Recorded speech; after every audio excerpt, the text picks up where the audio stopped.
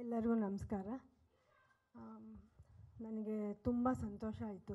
ಶ್ರೀಕಾಂತ್ ಅವ್ರು ಫೋನ್ ಮಾಡಿದಾಗ ಹೀಗೆ ನಿರ್ಮಾಪಕರ ಸಂಘದಿಂದ ನನಗೆ ಸಪೋರ್ಟ್ ತೋರಿಸ್ತಾ ಇದ್ದಾರೆ ಅಂದಾಗ ನನಗೆ ಆಶ್ಚರ್ಯ ಕೂಡ ಆಯಿತು. ಯಾಕಂದರೆ ಈ ಥರ ಆಗ್ತಾ ಇರೋದು ಇದು ಮೊದಲನೇ ಬಾರಿ ನಿರ್ಮಾಪಕರ ಸಂಘ, ವಾಣಿಜ್ಯ ಮಂಡಳಿ ಎಲ್ಲರೂ ನನಗೆ ಸಪೋರ್ಟ್ ಮಾಡ್ತಾ ಇದ್ದಾರೆ.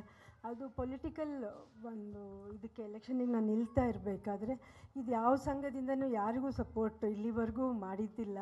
ಬಟ್ ಈ ಸರಿ ಮಾಡಿದ್ದಾರೆ. ಅದರಿಂದ ನಾನು ಅವ್ರಿಗೆಲ್ಲ ಥ್ಯಾಂಕ್ಸ್ ಹೇಳೋಕ್ಕೆ ಇಷ್ಟಪಡ್ತೀನಿ. NM ಸುರೇಶ್ ಅವ್ರಿಗೆ ಮತ್ತು ಎಲ್ಲರೂ ವಿತರಕರ ಸಂಘ, ಪ್ರದರ್ಶಕರ ಸಂಘ ಎಲ್ಲರಿಗೂ.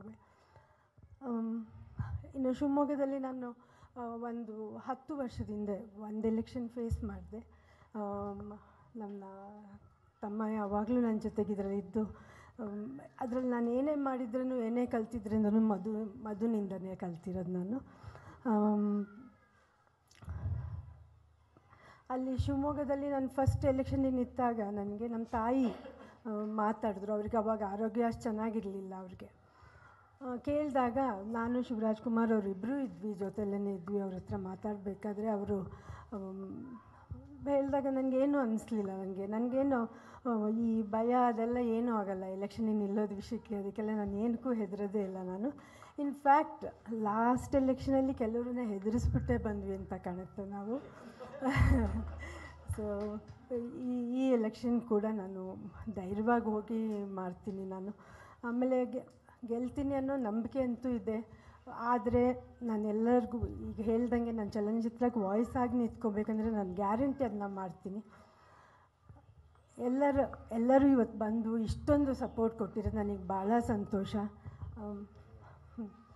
ನಾನು ಆಮೇಲೆ ಚಲನಚಿತ್ರಕ್ಕೂ ಧ್ವನಿಯಾಗಿರ್ತೀನಿ, ನಮ್ಮ ಶಿವಮೊಗ್ಗಕ್ಕೂ ಕೂಡ ನಾನು ಧ್ವನಿಯಾಗಿರ್ತೀನಿ.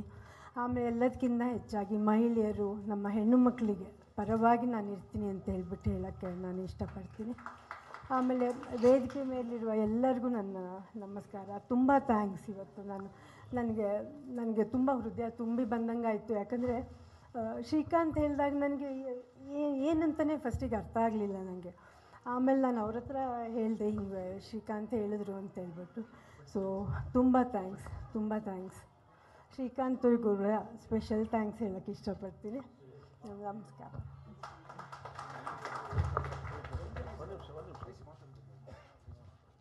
ಯಾರಿಗಾರು ಏನಾದ್ರು ಪ್ರಶ್ನೆಗಳು ಯಾರಿಗಾರು ಕೇಳೋದಿದ್ರೆ ಮುಗಿಸ್ಬಿಡೋಣ. ಹಾಂ ಬನ್ನಿ.